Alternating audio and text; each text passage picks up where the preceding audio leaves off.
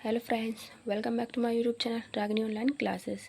Friends, आज हम पढ़ने वाले हैं क्लास 7 की एनसीईआरटी का थर्ड चैप्टर, ठीक है, जिसका नाम है दिल्ली। 12वीं सदी से 15वीं शताब्दी के बीच दिल्ली का क्या क्या परिवर्तन हुए दिल्ली में, इसके बारे में हम जानेंगे, ठीक है। तो इसमें जो दिल्ली के शासक थे उनके बारे में पढ़ेंगे, ठीक है। यहाँ पे आप देख सकते हैं राजपूत वंशों के बारे में पढ़ेंगे। सारे के सारे ये दिल्ली पर इन्होंने राज किया था, ठीक है।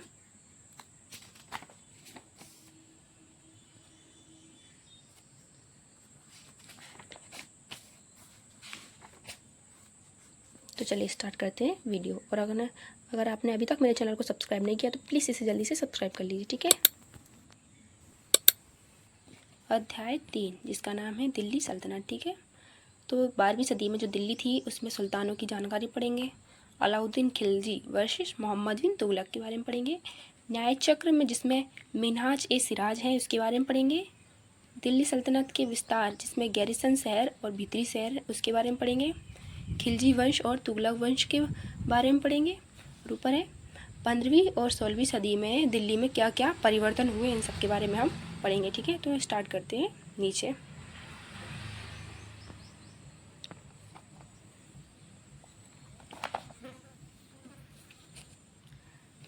दिल्ली के शासकों का क्रम और समय। तो जो दिल्ली में सबसे पहले कितने शासक हुए हैं उन सब के बारे में। तो कुल 7 राजवंशों ने इसके ऊपर दिल्ली के ऊपर शासन किया था उस टाइम पे। तो पहला था तोमर वंश, जिसमें 1130 से लेके 1145 तक था, जिसमें अनंग पाल तोमर थे, ठीक है। दूसरा था चौहान वंश, 1165 से लेके 1192 तक था। इसमें पृथ्वीराज चौहान थे, इन्होंने इस पर शासन किया था। थर्ड है प्रारंभिक तुर्की शासन, जिसने 1206 से लेके 1290 तक शासन किया था। इसमें कौन कौन थे? कुतुबुद्दीन ऐबक, शमशुद्दीन इल्तुतमिश और रजिया सुल्तान और गयासुद्दीन बलबन, जी सबने इस पर शासन किया था, ठीक है। खिलजी वंश में देखें तो 1290 से लेकर 1320 तक थे, जिसमें जलालुद्दीन और अलाउद्दीन खिलजी थे, ठीक है। इसके बाद तुगलक वंश में थे गयासुद्दीन, मोहम्मद बिन और फिरोज शाह तुगलक, ठीक है। इसके बाद में सैयद वंश में थे खिजर खान, जिनका टाइम पीरियड था 1414 से लेकर 1451 तक। इसके बाद लोधी वंश था 1451 से लेकर 1489 तक, जिसमें था बहलोद लोधी, ठीक है। ये पूछ लिया जाता है कि सबसे ज़्यादा किस शासक ने शासन किया। तो सबसे ज़्यादा जो था तुगलक वंश ने किया था 96 साल, ठीक है। और सबसे कम किया था खिलजी वंश ने 30 साल, ठीक है।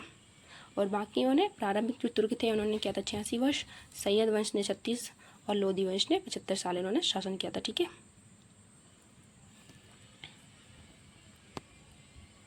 इसके बाद में नीचे दिल्ली के सुल्तानों की जानकारी देख लेते हैं।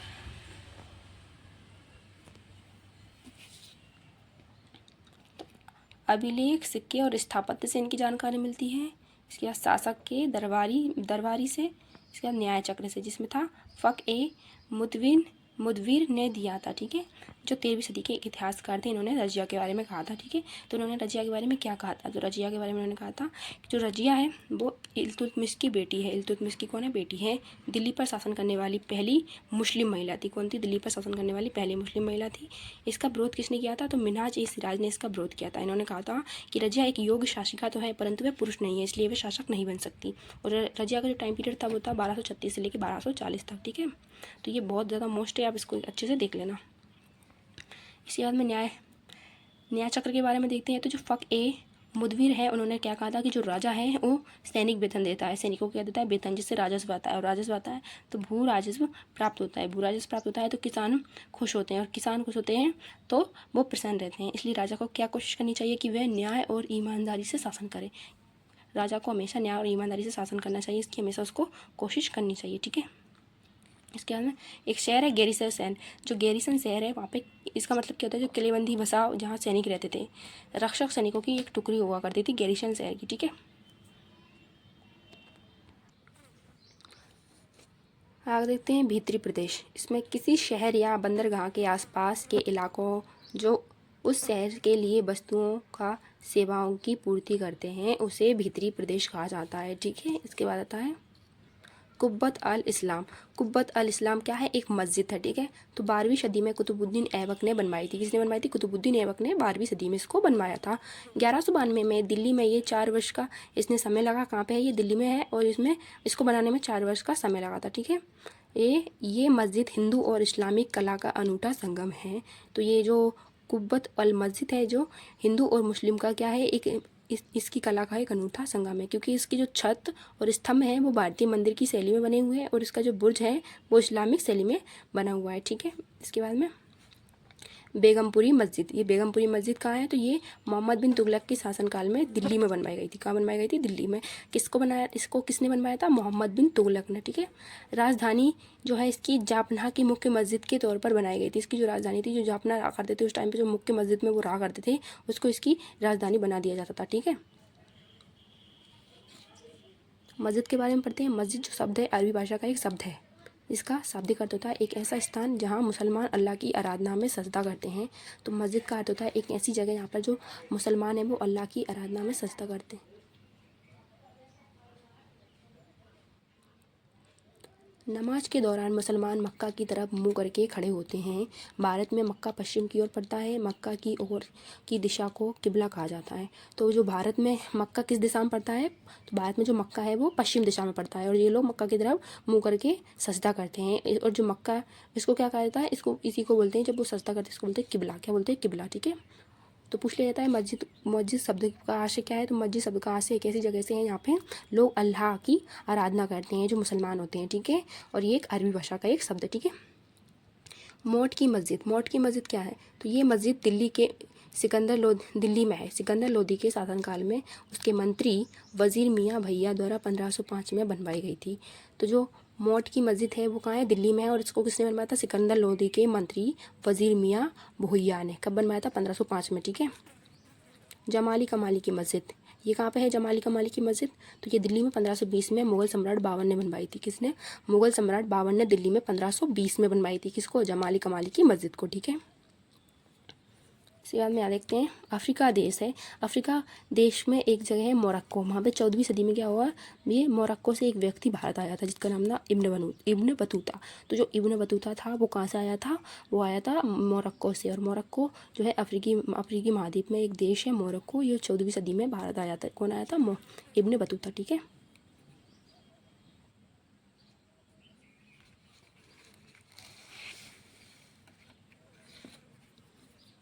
बाजार नियंत्रण प्रणाली देख लेते हैं, अलाउद्दीन खिलजी ने लागू की थी। तो जो बाजार नियंत्रण प्रणाली थी वो किसने की थी, अलाउद्दीन खिलजी ने इसको लागू किया था। ठीक है, तो 14वीं सदी का इतिहासकार कौन था, जियाउद्दीन बरनी था। जियाउद्दीन बरनी कौन था, 14वीं सदी का इतिहासकार था। दिल्ली के सुल्तानों के शासनकाल में प्रशासन की भाषा क्या थी, फारसी थी। जब दिल्ली पर शासन कर रहे थे, जब सुल्तान शासन कर रहे थे तो उस टाइम पे वो प्रशासन चला रहे थे, तो कौन सी भाषा में चला रहे थे, फारसी भाषा को उस टाइम पर प्रयोग करते थे। ठीक है, अपनी बोलचाल के लिए। दिल्ली में सबसे पहले किसने राजधानी स्थापित की थी, तो तोमर राजपूत चौहान ने। तोमर राजपूत चौहान ने सबसे पहले अपनी राजधानी किसने बनाई थी, दिल्ली को बनाया था। ठीक है, चंगेज खां के नेतृत्व में मंगोलों ने 1219 में उत्तर पूर्वी ईरान में ट्रांस ऑक्सानिया, आधुनिक आधुनिक टाइम पे जो उज्बेकिस्तान है उसको पहले क्या बोलते थे, ट्रांस ऑक्सियाना जो था उस पर हमला किया था। किसने किया था, चंगेज खां के नेतृत्व में किया था मंगोलों ने। ठीक है, इससे जो दिल्ली सल्तनत थी वो काफ़ी क्या हो गई, प्रभावित हुई। इससे दिल्ली सल्तनत पर काफ़ी ज़्यादा बुरा प्रभाव पड़ा। इसके बाद आगे देखते हैं खिलजी और तुगलक वंश के अंतर्गत प्रशासन देखते हैं। तो इन्होंने कैसे किया, खिलजी और जो तुगलक थे उन्होंने प्रशासन के लिए पहला देखते हैं साम्राज्य के प्रशासन गुलामों को सूबेदार नियुक्त करते थे। तो जो साम्राज्य चलाते थे उसके जो प्रशासक थे, शासक, वो गुलामों को सूबेदार नियुक्त करते थे। गुलामों को फारसी में बदगा कहा जाता है। जो गुलाम है उनको फारसी भाषा में क्या कहा जाता है, बदगा कहा जाता है। तो ये बदगा थे वो कौन थे, राजा के लिए वफादार लेकिन उत्तराधिकारियों के लिए आते ही टकराव। तो जो राजा इनको बनाते थे, क्या बनाते थे, इनको जो राजा सूबेदार बनाते थे उनके लिए तो ये अच्छे थे, लेकिन जब वो राजा के अलावा उनके जो बच्चे आते थे, जब वो शासक बनते थे तो उनके बीच मनमुटाव स्टार्ट हो जाते थे। ठीक है, इसके बाद एकता व्यवस्था क्या थी, तो ये एकता का अर्थ होता है भूमि का इलाका, राजस्व वसूल, सैनिक अभियान, नेतृत्व एवं नियम बनाना, इसको बोलते थे एकता। ठीक है, इन्हें संभालने वाले अधिकारी इक़्तिदार या मुख्ती कहलाते थे। जो इन्हें संभालता था, ये सब कुछ देखता था, सैनिकों के, राजस्व के जितनी भी जो काम देखते थे उनको क्या बोलते थे, इक़्तिदार बोलते थे या मुख्ती बोलते थे। ठीक है, इसके बाद में मुक्ति पर नियंत्रण, जो मुक्ति होते थे उन पर नियंत्रण कैसे, अनुवांशिक नहीं होते थे। इसके बाद स्थानांतरण होता था, राजस्व रिकॉर्ड रखा जाता था, सीमित सैनिक सहायता होती थी। अलाउद्दीन खिलजी द्वारा काफ़ी नियंत्रण किया गया, समय समय पर जांच कराई गई। तो सबसे अच्छी तरीके से किसने नियंत्रण किया था, अलाउद्दीन खिलजी ने इसको नियंत्रित किया था। ठीक है, इसके बाद में नीचे देख लेते हैं टैक्स के बारे में। तो जो कर है, कर जो था, कर को खैराज के राज करता, जो कृषि पर उपज का 50% रखता था। 50% कृषि पर लगाते थे। और दूसरा था मवेशी कर, और तीसरा था घरों पर लगने वाला कर, ठीक है। इसके बाद में इसकी 3 श्रेणियाँ थी। कौन सी थी? पहला विचार, जो 11वीं शताब्दी में फ्रांस में समाज को 3 वर्गों में विभाजित किया गया था। फ्रांस में एक विचार आया था 11वीं शताब्दी में, उसने क्या किया, समाज को 3 भागों में बांट दिया। कौन सा? प्रार्थना करने वाला वर्ग, युद्ध करने वाला वर्ग और खेती करने वाला वर्ग, ठीक है।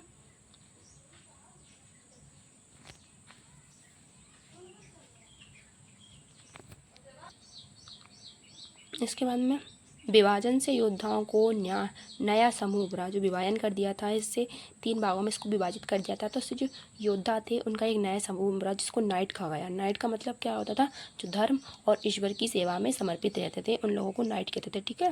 इसके बाद सैनिक अभियान की श्रृंखला में, जिसको क्या कहते थे? क्रूसेड, इसको धर्मयुद्ध बोलते थे, क्रूसेड, ठीक है। इसका अर्थ होता है धर्मयुद्ध। इसके बाद ईसाई धर्म समूह की संरक्षण देता था। ईसाई धर्म जो था इसको संरक्षण देता था और ईश्वरीय शांति के प्रसार में उपयोग किया जाता था, ठीक है। इसके बाद यहाँ देख लेते हैं अलाउद्दीन खिलजी वर्सेस मोहम्मद बिन तुगलक। अलाउद्दीन खिलजी और जो मोहम्मद बिन तुगलक थे उनके बारे में। तो ये क्या करते थे? आक्रमण करने के लिए स्थायी सेना रखते थे और अपने बचाव के लिए, और ये भी क्या करते थे? युद्ध की योजना स्थायी सेना रखते थे, युद्ध की योजना बनाते थे और स्थायी सेना रखते थे। इसमें सीरी नामक गैरिसन शहर की स्थापना की थी। इसमें देहली कुहाना में सैनिक छावनी में इन्होंने देहली कुहाना की स्थापना की थी, ठीक है। जो टैक्स पर 50% उपज का लेते थे, मतलब ये भूमि पर 50% ये टैक्स लगाते थे, ठीक है।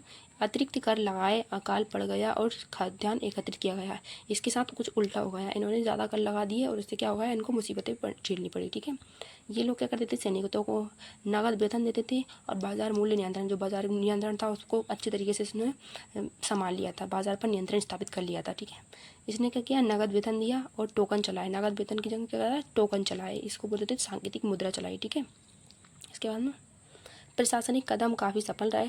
इसने प्रशासन के लिए जो कदम उठाए थे वो बहुत हद तक सफल रहे, लेकिन इसके प्रशासनिक कदम जो थे असफल रहे। कश्मीर पर आक्रमण इसका असफल रहा। इसने कश्मीर पर आक्रमण किया था, उस टाइम पे इसको असफलता मिली थी, ठीक है। इसके बाद 3 श्रेणियाँ पर लेते हैं। 3 श्रेणियाँ कौन कौन सी थी? ईश्वरीय शक्ति, दूसरा नाइट और तीसरा धर्मयुद्ध, ठीक है। ये क्या थी? 3 श्रेणियाँ थी, ठीक है। तो आज का हमारा टॉपिक इतना ही था। इसके सारे नोट्स हमने आज पढ़ लिए हैं, ठीक है। अगर आपको हमारी वीडियो अच्छी लगी हो तो प्लीज़ इसको लाइक कीजिए, शेयर कीजिए, चैनल को जल्दी से सब्सक्राइब कर लीजिए, ठीक है। एक बार इसका आपको ओवरव्यू दे देती हूँ।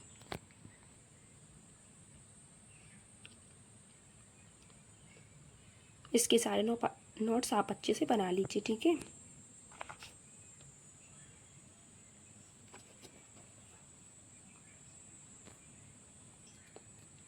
बहुत मेहनत लगती है फ्रेंड्स नोट्स बनाने में, और आप लोग लाइक भी नहीं करते हो, ना ही इसको शेयर करते हो। प्लीज़ इससे ज़्यादा से ज़्यादा लोगों को शेयर करो, ताकि मुझे भी कुछ फ़ायदा हो, मुझे भी अच्छा लगे कि हाँ लोग मेरी वीडियो देख रहे हैं, वरना मैं ऐसी मेहनत थोड़ी ना भर रही हूँ।